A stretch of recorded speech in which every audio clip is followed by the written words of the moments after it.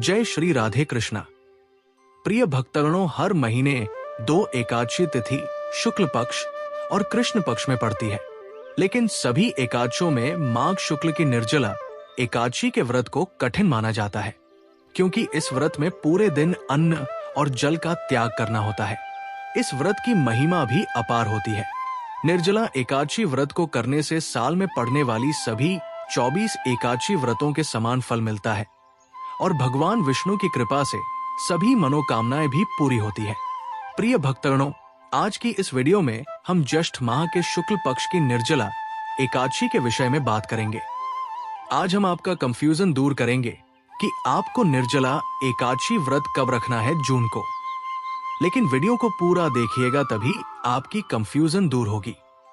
तो आज की वीडियो में हम जानेंगे कि निर्जला एकादशी इतनी महत्वपूर्ण क्यों है, इसका महत्व, निर्जला एकादशी कब है, व्रत कब रखें, व्रत का पारण कब करें, एकादशी और द्वादशी तिथि कब से कब तक है, पूजा का शुभ समय क्या है, राहु काल का समय क्या है, व्रत का पारण किस दिन करेंगे और किस चीज से करें, हरिवासर कब से कब तक है, और साथ ही आज हम बहुत महत्वपूर्ण बात इस वीडियो में जानेंगे कि क्या निर्जला एकादशी के दिन हम जल पी सकते हैं, और अगर पी सकते हैं तो किस विधि से, सारी बातें आज की इस वीडियो में जानेंगे।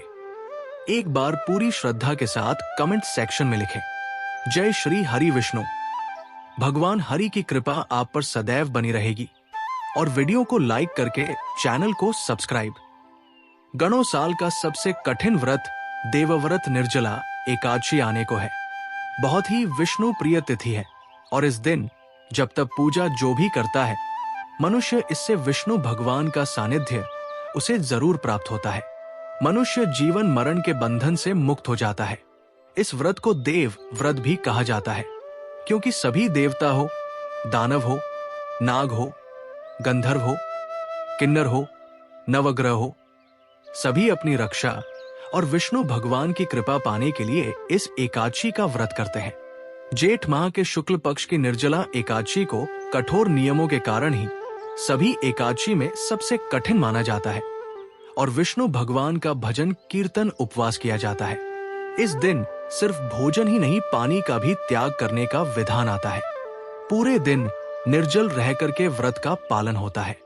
पहले दिन सूर्य उदय से लेकर अगले दिन सूर्य उदय तक बिना पारण के जल का सेवन नहीं किया जाता और कहा जाता है जो भी मनुष्य निर्जल रहकर इस उपवास को करता है उसे साल के सभी 24 एकादशी व्रत के समान संपूर्ण फल की प्राप्ति मिलती है। उसके पापों का शमन होता है। आशी वेदव्यास जी के अनुसार इस एकादशी को प्रथम पांडव पुत्र भीम ने किया था और इसी वजह से इसे भीमसेनी एकादशी भी कहते हैं। और महर्षि वेदव्यास जी ने ही पांडवों को निर्जला एकादशी व्रत का संकल्प करवाया था। इस एकादशी को भीम एकादशी व पांडव एकादशी कही जाने के पीछे एक पौराणिक छोटा सा वृतांत आपको बताता हूं। जब व्यास जी ने भीमसेन से कहा कि यदि आप नरक को दूषित समझते हैं और स्वर्ग लोक की प्राप्ति को आप जरूरी समझते हैं, तो दोनों पक्षों की एकादश ये के दिन भोजन नहीं करना चाहिए। तभी भीमसेन बोले कि मैं एक बार भी भोजन किए बिना मैं नहीं रह सकता, फिर उपवास कैसे करूं? मैं पूरे वर्ष भर में केवल एक ही उपवास कर सकता हूं, जिससे स्वर्ग की प्राप्ति होता था, जिसको करने से मैं कल्याण का भागी बन सकूं। ऐसा कोई एक व्रत निश्चय करके बताइए, मैं उसका यथोचित रूप से पालन करूंगा। तब महर्षि वेदव्यास बोले, महाबली भीम, तुम पूरे वर्ष में आने वाली एकादशी व्रत न रखकर सिर्फ जेठ माह के शुक्ल पक्ष की एकादशी को निर्जला व्रत रखो। तुम्हें सभी एकादशी का फल मिलेगा और इस एक दिन निर्जल व्रत करने से मनुष्य पापों से मुक्त होता है। मृत्यु के समय भयानक यमदूत दिखाई नहीं देते, बल्कि भगवान श्री हरि के दूत स्वर्ग से आकर उन्हें पुष्कर विमान पर बैठाकर स्वर्ग लेकर जाते हैं। भीमसेन ने इसको रखने को तैयार हुए और व्रत को रखा। इस व्रत को पूर्ण किया और स्वर्ग लोक की प्राप्ति की। इसी वजह से इस व्रत को पांडव एकादशी और भीमसेनी एकादशी भी कहा जाता है।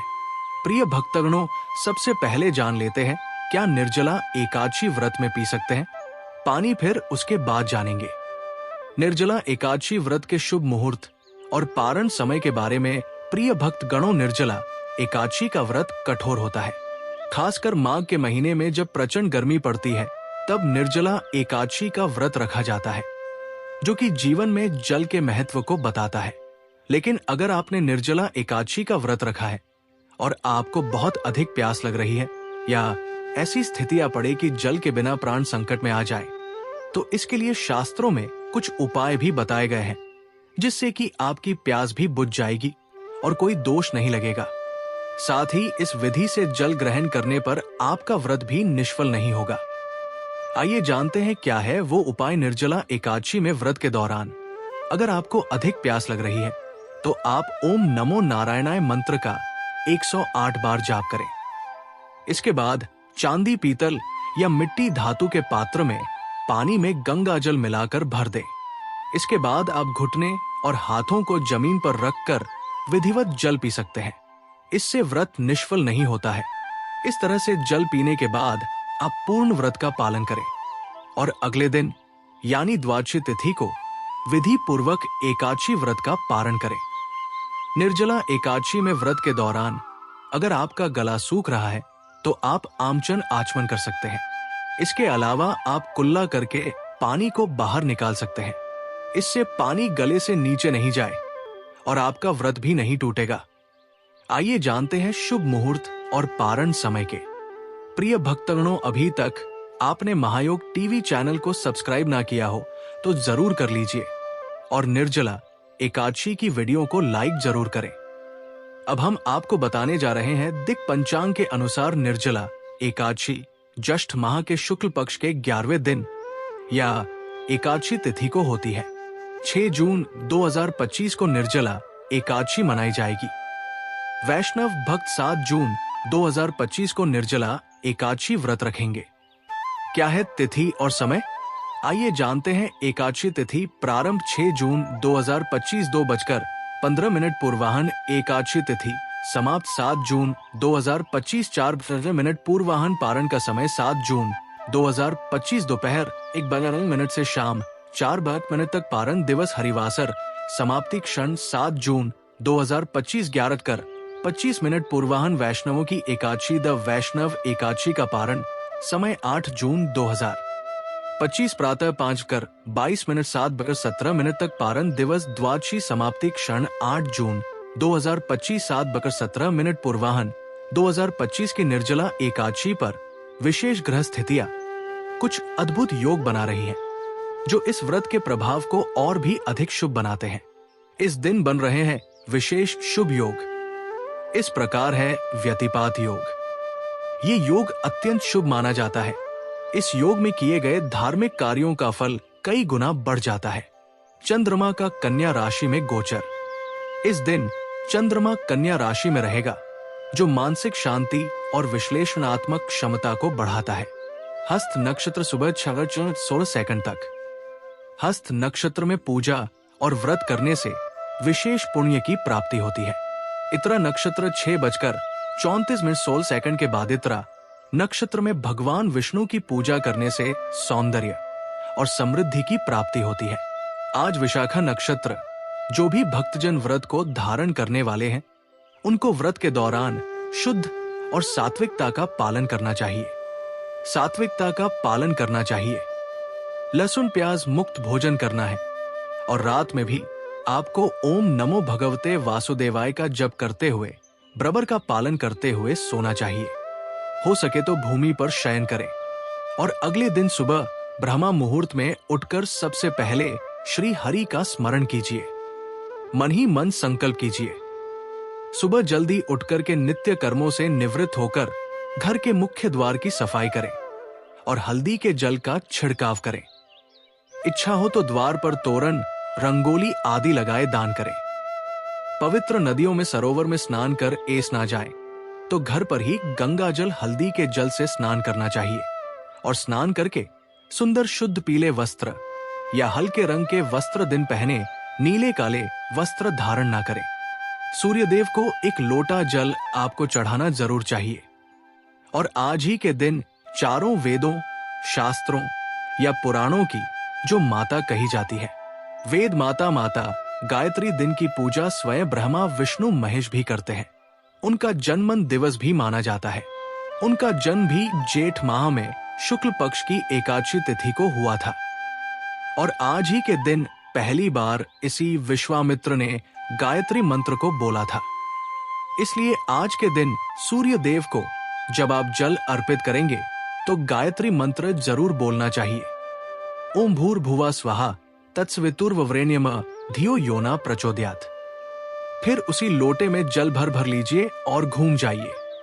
दक्षिण दिशा होकर पितरों के निमित्त ओम सर्वे भयो पितृदेव नमो नमः पितृ देवता की जय, इस प्रकार से बोलते हुए जल अर्पित कीजिए। पूजा स्थल साफ करके व्रत करने का संकल्प लीजिए और थोड़े से चावल और जल हाथ में लेकर बोले हैं, प्रभु आज मैं चोर पाखंडी दुराचारी मनुष्य से बात नहीं करूंगा, नहीं किसी का दिल दुखाऊंगा। ब्राह्मण आदि को फलाहार और अन्न देकर प्रसन्न करूंगा। रात्रि को जागरण कर कीर्तन करूंगा। ओम नमो भगवते वासुदेवाय। इसके बाद द्वादशी मंत्र या गुरु मंत्र का जप करूंगा। राम हो, कृष्ण हो, नारायण हो इत्यादि विष्णु सहस्त्र नाम को कंठ का भूषण बनाऊंगा।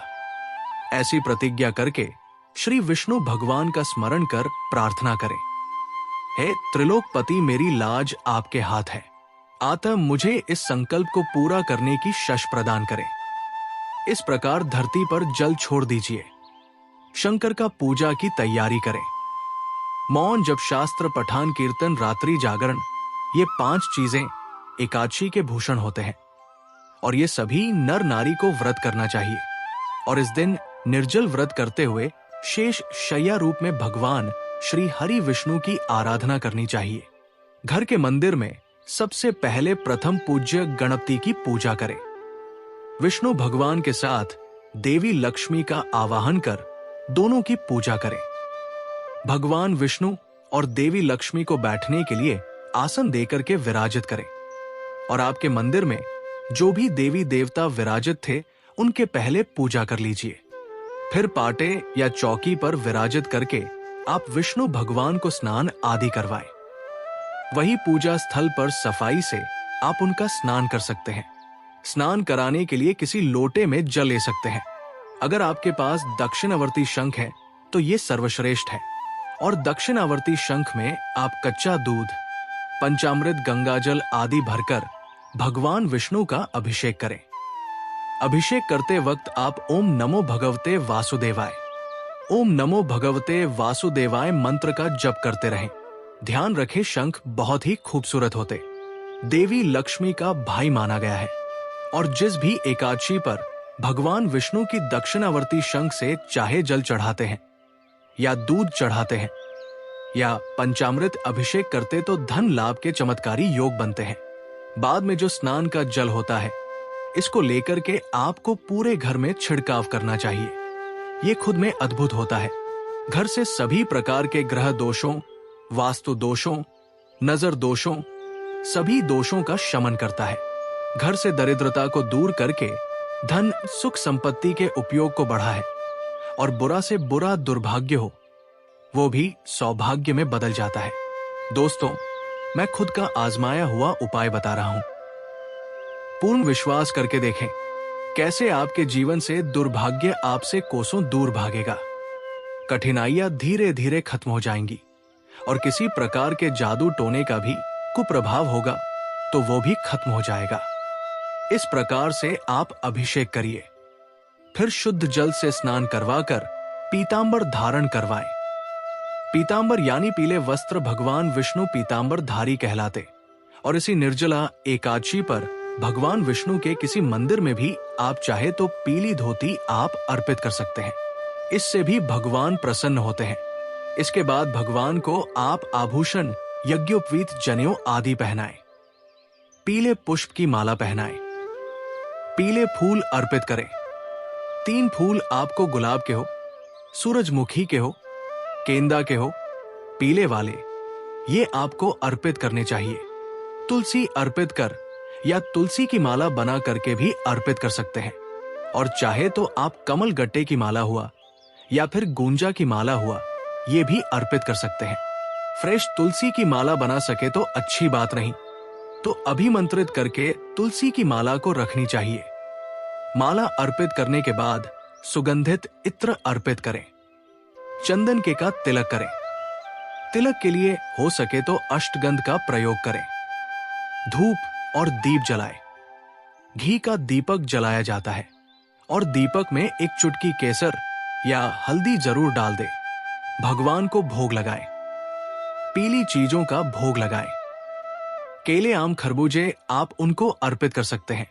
जल से भरे मिट्टी का घड़ा, खरबूजा, आम, पंखी, ये चीजें ठाकुर जी को आज के दिन अर्पित की जाती है। और भगवान विष्णु को तुलसी दल विशेष प्रिय है, इसी तुलसी दल जरूर प्रयोग करें। काले तिल भी आज के दिन भोग में छुड़ाए जाते हैं। एकादशी पर काले तिल विशेष प्रिय होते हैं। विष्णु भगवान को तो काले तिल से बना हुआ भोग वो भी हो सके तो अर्पित कीजिए और फिर वही बैठ करके विष्णु सहस्त्र नाम, गीता जी आदि का पाठ कीजिए। भगवान का ध्यान करते हुए ओम नमो भगवते वासुदेवाय नमः इस मंत्र का 108 बार जाप कीजिए। तुलसी की माला है तो उससे जप कीजिए, नहीं तो चने की दाल से आपको जप करनी चाहिए और फिर आपको कथा सुननी चाहिए और लास्ट में आरती करके क्षमा याचना करें। ये सब करने के बाद बाय जरूर निकालें। एक गिलास ले लीजिए या लोटा ले लीजिए या जल से का कलश ले लीजिए। उसको आपको कोई भी सुंदर से कपड़े से ढक देना और फिर उसको बांध दीजिए कलावा से और उस पर आप एक कटोरी ले लें। कटोरी में थोड़ी शक्कर ले लें, थोड़ा आम ले लें और पैसा ले लें। थोड़ा सा कलावा या आप सुहाग पिटारी भी रख सकते हैं, उसमें मतलब सुहाग का सामान भी रख सकते हैं। ये सभी रख के आप उसको हाथ से घुमा देना है और फिर सासू माँ को पाव छू करके दे देना चाहिए। इसे हम बाय कहते हैं और सासू माँ वहां नहीं है तो माँ जैसी कोई स्त्री, जेठानी, आस पड़ोस की कोई बूढ़ी औरत हो, कोई गरीब हो, ब्राह्मण हो, इसको भी दे सकते हैं। ध्यान रखें, अगर आप गिलास सहित दान करना चाहते हैं तो नया गिलास आपको लेना चाहिए। पुराने गिलास, कटोरी आदि का प्रयोग ना करें। नए बर्तन का प्रयोग करें और चाहे तो मिट्टी का करवा लेकर के भी आप बाय ना निकाल सकते। जो भी गिलास या लोटा लेंगे उसमें जल जरूर भरें और उसके मुंह पर कपड़ा लपेटकर कलावा जरूर बांध स्वस्तिक चिन्ह बनाइए। इस बात का ध्यान रखें।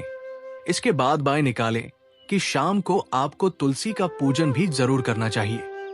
तुलसी माँ के सामने ने गाय के शुद्ध देसी घी का दीपक प्रज्वलित और उसके बाद ओम नमो भगवते वासुदेवाय नमः इस मंत्र का जप करते हुए तुलसी की 11 परिक्रमा आपको करनी चाहिए। इससे आपको घर में सुख शांति बनी रहती है। ध्यान रखें, तुलसी पर जल नहीं चढ़ाना चाहिए, ना ही तोड़ना चाहिए। जरूरी हो तो गमले में गिरी हुई जो तुलसी है उसका प्रयोग करें या फिर पहले तुलसी को या फिर पहले की जो तुलसी है तोड़ी हुई उसको आप दोबारा से जल से छीनकर आप काम में ले सकते हैं। दोस्तों, निर्जला एकादशी का दिन है। दिन पीपल के पेड़ की पूजा करना भी बहुत शुभ माना जाता।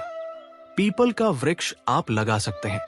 इसमें विष्णु भगवान का वास माना जाता है और पीपल में मीठा दूध चढ़ाकर व्रत की कथा चाहे तो वही बैठ करके सुनिए और फिर पेड़ के साथ 1121 जितनी इच्छा हो उतनी परिक्रमा करनी चाहिए।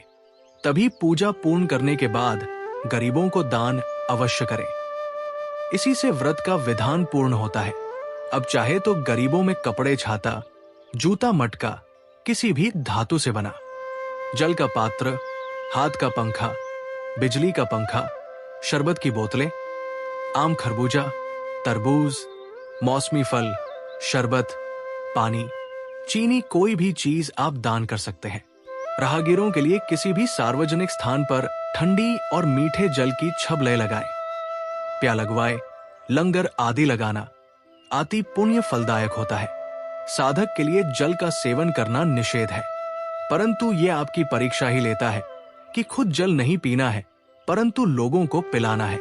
और इसी तरह से आप मंदिरों में जल पात्र के मटके आदि भी दान कर सकते हैं। घर की छत पर भी पंख पक्षियों के लिए आप जल भर के रख सकते हैं। इस प्रकार से आपको दिन व्यतीत करना चाहिए। रात्रि में आपको सोना नहीं चाहिए। दिन में तो सोना ही नहीं है, रात में भी नहीं सोना चाहिए। भगवत नाम लेते हुए जागरण करें, और जागरण करते समय रात्रि में जो भी मनुष्य दीपक जलाता है उसका पुण्य 100 कल्प में भी नष्ट नहीं होता। जो जागरण काल में मंजरी सहित तुलसी दल से भक्ति पूर्वक श्री हरि का पूजन करते हैं, उन्हें संसार में पुनः जन्म नहीं लेना पड़ता और मोक्ष को प्राप्त करते हैं। 24 घंटे बिना अन्न और जल के संयमित रहकर दूसरे दिन द्वादशी तिथि को पारण करना चाहिए। स्नान करने के बाद तुलसी के पत्तों से भगवान श्री हरि का पूजन करें और पारण मुहूर्त के समय ही व्रत खोलना चाहिए। विष्णु भगवान को भोग आदि लगाएं। भोग में कुछ मीठा जरूर रखें और इसके बाद भगवान का प्रसाद आप गरीबों में बांटें। यथाशक्ति दान दक्षिणा देकर के आप लोगों को दे सकते हैं और फिर आपको स्वयं जल का सेवन करना चाहिए और भोजन का सेवन करना चाहिए।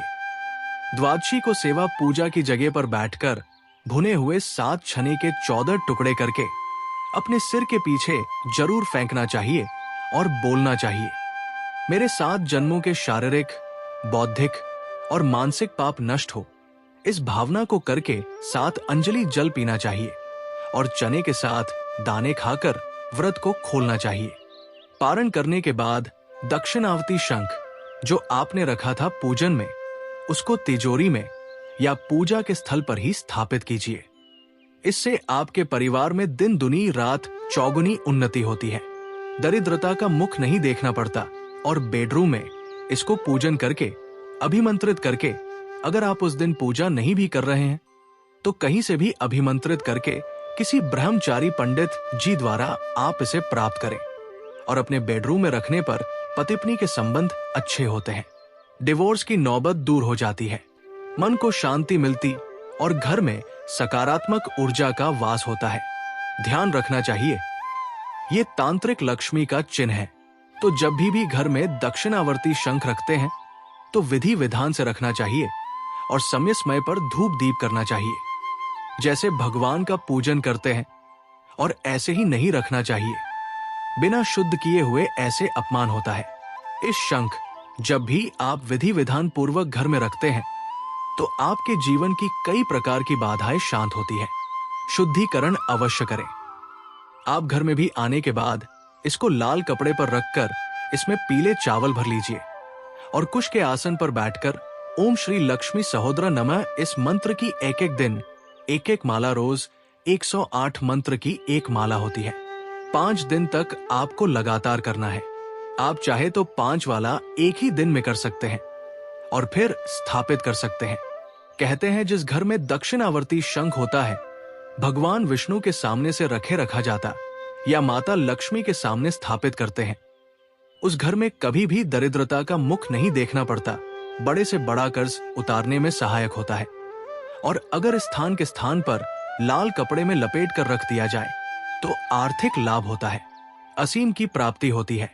इस शंख को अगर अन्न के भंडार गृह में रखते हैं तो कभी भी घर में अन्न की कमी नहीं होती है। और ये दक्षिणावर्ती शंख हमारी हर मनोकामना को पूर्ण करता है।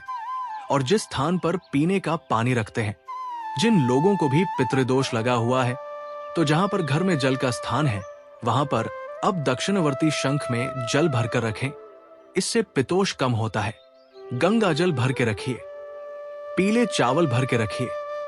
नकारात्मक ऊर्जा आपके घर से समाप्त होती है और घर में सकारात्मक ऊर्जा का संचार होता है। किसी भी प्रकार की अगर टंटोटके का भी असर है तो वो भी दूर होता है, निष्क्रिय हो जाता है और आप खुद महसूस करेंगे कि आपकी बहुत सारी समस्याएं खत्म हो गई हैं। जब भी लगे कि नेगेटिव एनर्जी आ रही है तो ये दक्षिणावर्ती शंख में आप स्वच्छ जल भरकर किसी व्यक्ति स्थानीय वस्तु पर छिड़क दीजिए। आप देखेंगे दुर्भाग्य हो, तंत्र मंत्र हो, अभिशाप का प्रभाव हो, सभी समाप्त हो जाते हैं। तो कर लीजिए उपाय दोस्तों, और छोटी छोटी बातों का ध्यान रखें। इस दिन भोजन सात्विक करें और सिर्फ भोजन का ही नहीं, चावल ना खाएं, नमक ना खाएं। आपको सिर्फ भोजन का ही नहीं, अपने स्वभाव का भी आपको व्रत रखना चाहिए। क्रोध, हिंसा, चुगली, बुराई आदि ना करें। इस दिन हेयर कटिंग, शेविंग आदि ना करें। स्त्रियां बाल ना धोएं, दातून ना करें, उंगलियों से ब्रश करें और पतिप को आपस में ब्रह्मचर्य का पालन करना चाहिए। दोस्तों, निर्जला एकादशी मनुष्य की सभी मनोकामना को पूर्ण करने वाली एकादशी है। सौभाग्य में वृद्धि करने वाली एकादशी है। जल संरक्षण की भावना को उजागर करने वाली एकादशी है। और जो भी भक्त सच्चे मन से एकादशी का व्रत करता है, उसे बैकुंठ धाम की प्राप्ति जरूर होती है। उसकी सभी मनोकामनाएं पूर्ण होती है। एकादशी की कथा को पढ़ने और सुनने से सहस्त्र गोदान बरा निर्जला एकादशी की कथा भीमसेन और वेदव्यास की अद्भुत वार्ता सनातन धर्म में एकादशी का व्रत अत्यंत पुण्यदायक माना गया है। परंतु एक ऐसी भी एकादशी है जिसकी कथा खुद महाभारत के भीमसेन से जुड़ी है। एक ऐसी व्रत कथा जो सिर्फ एक दिन में वर्ष भर की सभी एकादशियों का फल दे देती है। आइए जानते हैं निर्जला एकादशी की पवित्र कथा। यदि आप ऐसी ही दुर्लभ और दिव्य कथाएं सुनना चाहते हैं तो अभी सब्सक्राइब कीजिए आपका अपना आध्यात्मिक चैनल महायुगा टीवी। मुख्य कथा प्राचीन समय की बात है। महाभारत का युग चल रहा था। पांडव धर्म, तप और भक्ति के पथ पर अग्रसर थे। युधिष्ठिर, अर्जुन, नकुल और सहदेव पूरे श्रद्धा और नियम से हर एकादशी का व्रत किया करते थे। वे उपवास करते, भगवान श्री हरि की पूजा करते और आत्मा को शुद्ध करते थे। लेकिन एक थे भीमसेन, बलशाली, पराक्रमी और अत्यंत भोजन प्रेमी। उनका शरीर अग्नि के समान था और उनकी भूख एक सामान्य मनुष्य से कहीं अधिक। वे खाने के बिना एक घड़ी भी नहीं रह सकते थे। भीम ने देखा कि उनके सभी भाई एकादशी व्रत करते हैं और माता कुंती भी उपवास रखती है। उन्होंने प्रयास किया, परंतु भूख उनके संयम से अधिक बलवान सिद्ध होती। उन्होंने एकादशी पर अन्न त्याग तो कर दिया, लेकिन जल और फल से अपनी भूख मिटा लेते। फिर भी उन्हें आत्मग्लानि होती कि वे पूर्ण व्रत नहीं कर पा रहे। एक दिन भीम ने ये चिंता वेदों के ज्ञान सागर महर्षि वेदव्यास जी से साझा की। भीम हाथ जोड़कर बोले हैं, महर्षि, मैं आपके चरणों में निवेदन करता हूं। मेरे सभी भाई एकादशी व्रत करते हैं और परम पुण्य कमाते हैं, परंतु मैं अन्न के बिना रह नहीं पाता। क्या कोई ऐसा उपाय है जिससे मैं सभी एकादशियों का पुण्य एक साथ प्राप्त कर सकूं और एक बार उपवास करके सबका फल पा सकूं? महर्षि वेदव्यास मंद मुस्कुराए। उन्होंने भीमसेन की भक्ति देखी, परंतु उनकी दुर्बलता भी समझी। वेदव्यास बोले, हे भीमसेन, तुम्हारे जैसे वीर के लिए एक विशेष व्रत है जिसका नाम है निर्जला एकादशी। ये ज्येष्ठ माह के शुक्ल पक्ष की एकादशी को आती है। इस दिन तुम न केवल अन्न, फल, जल सबका त्याग करोगे, बल्कि पूरे दिन और रात्रि निर्जल उपवास करोगे। यदि तुम इस व्रत को श्रद्धा से करोगे तो तुम्हें पूरे वर्ष की 24 एकादशियों का पुण्य एक साथ प्राप्त होगा। ये व्रत कठिन है, परंतु तुम्हारे समान योद्धा के लिए ये संभव है।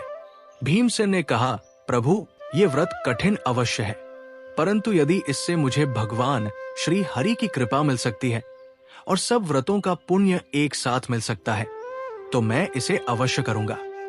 उस वर्ष ज्येष्ठ शुक्ल एकादशी को भीमसेन ने कठोर नियमों का पालन करते हुए निर्जल व्रत किया। उन्होंने ना तो जल पिया ना फल खाया। पूरे दिन प्रभु श्री विष्णु का स्मरण किया और रात्रि जागरण करते हुए प्रभु के चरणों में ध्यान लगाते रहे। द्वादशी को उन्होंने ब्राह्मणों को अन्न, जल, छाता, वस्त्र आदि दान दिए।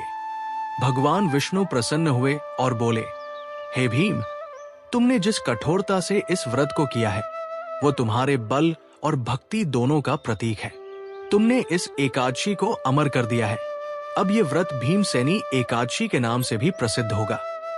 जो कोई इसे करेगा उसे सभी एकादशियों का फल मिलेगा। क्या आपने कभी ये कथा सुनी थी? यदि नहीं तो इस ज्ञान को दूसरों तक पहुंचाने के लिए वीडियो को लाइक करें और चैनल को सब्सक्राइब करना ना भूलें। महायुगा टीवी इस प्रकार निर्जला एकादशी की कथा केवल एक व्रत की कथा नहीं है। ये एक साधक की भीतर की आग को, उसके संघर्ष, समर्पण और विजय को दर्शाती है। भीमसेन जैसे वीर भी जब अपनी इच्छाओं को त्याग कर प्रभु के व्रत में लीन होते हैं, तो ये प्रमाणित होता है कि वास्तविक बल शरीर में नहीं बल्कि आत्मा में होता है। ऐसी ही दिव्य कथाओं और आध्यात्मिक प्रेरणाओं के लिए जुड़े रहे हमारे साथ।